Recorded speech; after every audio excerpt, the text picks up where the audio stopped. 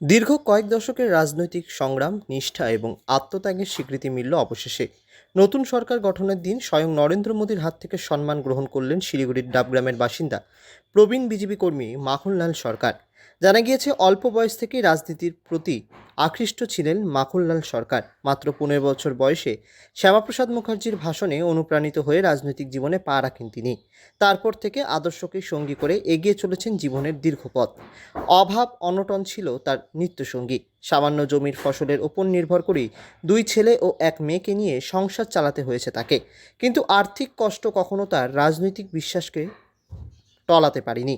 বরং প্রতিকূলতার মধ্যেও ভারতীয় জনতা পার্টির সংগঠনকে শক্তিশালী করতে নিরলস পরিশ্রম করেছেন তিনি। 1984 সালে বিজেপির দার্জিলিং জেলা সম্পাদক পদে দায়িত্ব পান মাখনলাল সরকার। সেই সময়ে জেলায় দলের সংগঠন এতটা বিস্তৃত ছিল না। হাতে গোনা কয়েকজন কর্মীকে নিয়ে শুরু হয়েছিল সংগঠন গড়ার লড়াই।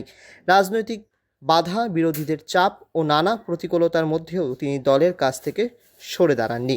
বাবা কাল গেছেন, গতকাল। কি অনুভূতি আপনার যখন দেখলেন? অনুভূতিটা কিভাবে ব্যক্ত করি বলুন তো?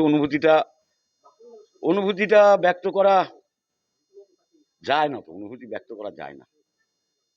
যখন দেখলেন তখন মন ভরে গেল, চোখে আনন্দাশ্রু এলো।